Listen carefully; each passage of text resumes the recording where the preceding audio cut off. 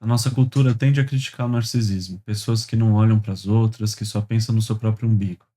Mas a gente não percebe uma ironia cultural quando a gente fala sobre Deus. Quando o assunto está vinculado a questões espirituais, a gente é narcisista sem nem perceber. Eu sou o Zé, sou pastor, sou professor de teologia e você está na série sobre essenciais da fé. E aqui a gente vai conversar um pouco sobre essa maneira narcisista de olhar para a realidade, para o universo, para as coisas criadas, para a maneira de enxergar o nosso mundo sem que a gente perceba. E essa série aqui é baseada no livro do Carson, Deus Presente, é um livro que eu recomendo. Tem o link aqui na descrição para você comprar, caso você queira acompanhar essa série e ler. É um livro que vale muito a pena. E se você comprar por esse link, você está ajudando aqui o canal. A gente hoje vai ler sobre uma parte que ele fala, logo no primeiro capítulo, no começo do livro, tratando sobre essa maneira de enxergar Deus. Quando a gente trata e fala de se Deus existe, como deve ser o nosso relacionamento com Ele, sem a gente perceber, a gente tem uma postura narcisista, né? Narciso é aquele mito de um jovem que foi condenado é, a se apaixonar pelo seu próprio reflexo e, sem perceber, ele vê o seu reflexo refletindo sobre as águas e acaba se afogando em seu próprio desejo por si mesmo, né? E a gente usa a analogia aí desse mito de Narciso, a gente conecta com isso de um narcisismo é, que vive dessa forma sem muitas vezes perceber. São pessoas que não conseguem parar de olhar para elas mesmas e reconhecer o todo ali.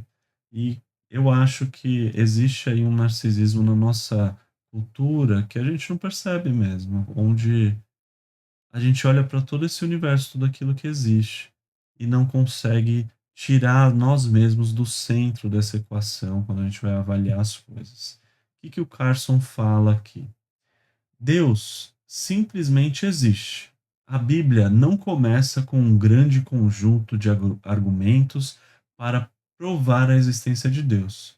Não começa com uma abordagem profunda, nem com algum tipo de analogia adjacente ou algo semelhante. Então, a primeira coisa aqui é que a Bíblia não tem essa proposta de tentar explicar Deus assim no início, falar, ó, deixa eu te explicar aqui, deixa eu te direcionar. Não. Em Gênesis 1, versículo 1, tem no princípio Deus criou os céus e a terra. Existia esse Deus antes do princípio e ele cria todas essas coisas. Ele existia antes do princípio. Sem ele, nada do que foi feito teria sido feito. E é assim que a Bíblia argumenta sobre a existência de Deus, né, sobre lida com esse assunto, né?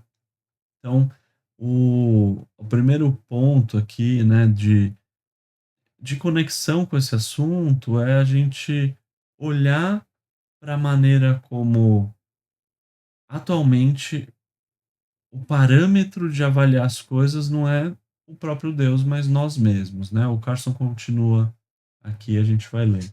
A Bíblia apenas diz: no princípio, Deus. Ora, se os seres humanos fossem o teste de tudo, isso não faria sentido, porque, neste caso, teríamos o direito de assentar-nos e julgar sobre a probabilidade da existência de Deus, avaliarmos as evidências e sairmos com certa possibilidade de que talvez exista algum tipo de Deus. Então, o Carson aqui faz quase como uma ironia, assim, lidando com esse assunto, né? Falando assim, ó, se fosse do jeito que a gente talvez pensa hoje, a gente não entraria, não falaria as coisas nesses termos, porque não faria sentido falar que Deus, no princípio Deus. Não, a gente tem que, como seres humanos, como referência dessa situação, julgar se, com as evidências que existem, se Deus realmente existe, se tem alguma possibilidade de a gente tirar essas conclusões, né? E continuando, ele fala: observe, porém, como funciona o axioma moderno, né? Eu penso, logo existo. E aqui entra toda a base da nossa discussão aqui, que é o indivíduo se tornando esse centro, e não só o indivíduo, porque a gente não tem como tirar nós mesmos da nossa capacidade de enxergar o nosso ponto de referência. Mas é aqui o nosso pensamento, a nossa razão iluminando tudo aquilo que a gente é capaz de ver e perceber, né? Eu penso, logo existo. 200 anos antes de que isso foi dito, nenhum cristão teria dito isso tão facilmente, porque a existência de Deus e o conhecimento absoluto de Deus eram pressupostos. Nossa existência era dependente dele, e nosso conhecimento era um minúsculo subconjunto do conhecimento de Deus. Começar com Deus e não com eu, ou eu penso logo existo, era amplamente considerado apropriado. Então, aqui o que Carson tá mostrando é que essa afirmação, esse modo de pensar, coloca o ser humano no centro ali, e não no centro. Né, existia individualismo antes disso? Claro que existia, mas aqui o ser humano passa a ser o ponto de referência para julgar até o próprio Deus, julgar todas as coisas a partir de si mesmo. No passado, antes disso, existia sim pecado, claro que existia seres humanos desconsiderando a Deus, mas a nossa maneira de pensar era: ó, Deus de fato existe, a gente pode querer negar isso ou querer não obedecer esse Deus, mas o ponto de referência aí era o próprio Deus em relação a gente, e não o contrário.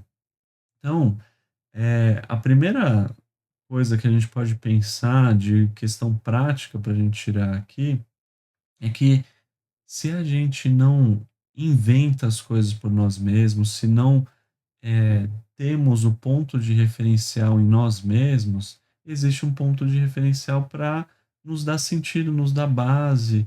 E se a gente não cria nós mesmos e nem os nossos sentidos, nem os nossos propósitos, isso é libertador em certo sentido, né. Então, nessa série aqui, em relação a esse fator essencial da fé cristã, isso é relevante, porque a gente não consegue viver aquilo que Deus tem para nós se a gente não reconhecer Ele como referencial. Se o referencial continua sendo nós mesmos, a gente só vai obedecer a Deus e lidar com Deus naquilo que a gente concorda com Ele.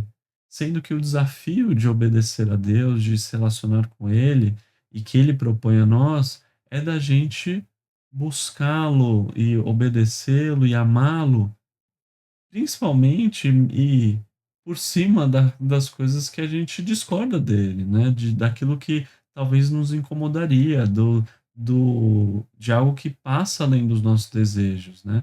O amor é isso, o amor quando, por exemplo, vou falar de relacionamento, eu com a minha esposa, eu falar que eu amo minha esposa, que eu vou ser fiel a ela, não quer dizer que eu vou amá-la e vou ser fiel a ela apenas enquanto não desejar mais alguma outra pessoa. Senão não faria sentido, eu nem precisaria falar isso.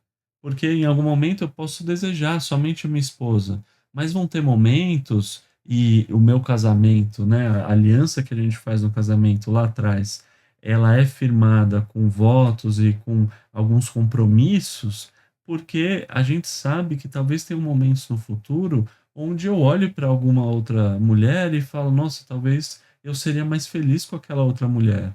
Mas o meu compromisso, o meu amor pela minha esposa, a minha fidelidade a ela faz com que eu olhe e falo: "Não, essas outras mulheres eu não quero". A nossa relação com Deus, ela tem que passar pelo mesmo tipo de situação, de compromisso, de aliança, porque se hoje eu estou achando que Deus está legal comigo e está tudo certo, eu não posso ser essa referência, porque amanhã eu posso não achar que está tudo certo ou que Deus está pedindo algo que não faz sentido, mas a relação tem que ser assim, tem que ter uma aliança, um acordo, uma relação com Deus que ultrapasse o meu próprio julgamento, mas sim aquilo que Deus coloca, porque Ele é o Criador, Ele criou as coisas, Ele direcionou a nossa vida, né?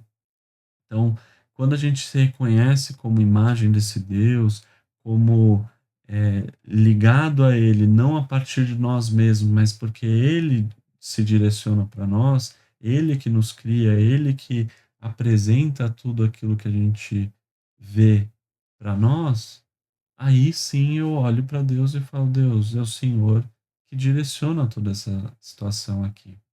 E a gente continua ali com Carson, que ele diz o seguinte: se existimos, é por causa do poder de Deus. O nosso conhecimento e a nossa existência são dependentes de Deus. Mas, deste lado do pensamento cartesiano, começamos com eu. Começo comigo mesmo. E isso me coloca na posição de avaliar não somente o mundo, mas também a moral, a história e Deus, de uma maneira que Deus se torna, no máximo, uma inferência de meu estudo. Isso muda tudo. Entretanto, a Bíblia não segue essa maneira de pensar. Deus simplesmente existe. Então, olha aqui o, as consequências desse narcisismo, aquilo que a gente está chamando de narcisismo moderno, que Carson explica, né? Se a gente começa com eu a avaliar Deus, a gente se torna, se coloca numa posição de avaliar não somente o mundo, mas também a moral, a história e o próprio Deus. A, todas as coisas se tornam referência a mim mesmo. Isso tem consequências que afetam demais a nossa sociedade, assim, né? Um abandono de parâmetros reais, de maneiras reais de amar o próximo, de lidar com o próximo, de se relacionar. E aí entra todo tipo de coisas que eh, de relacionamentos para criar um valor próprio, sendo que o seu valor está conectado com Deus, e quando Deus deixa de ser essa referência, você passa a querer ter relacionamentos para criar um valor. Se formos feitos para o nada e por nada voltaremos, que sentido que há em nossa vida? Se é, a gente precisa buscar o nosso valor e tomar para si esse valor, a gente vai virar pessoas que consomem com o objetivo de obter esse valor para si, né? Vira um materialismo compulsório que aquilo que eu tenho, as minhas posses são aquilo que define quem eu sou de fato, ou um culto à celebridade, né, influências, uma maneira de, ah, não, aquela pessoa, eu ser o seguidor daquela pessoa, é isso que me dá o meu valor, a minha identidade, e aí vai outras mil coisas que substituem essa figura de Deus, né?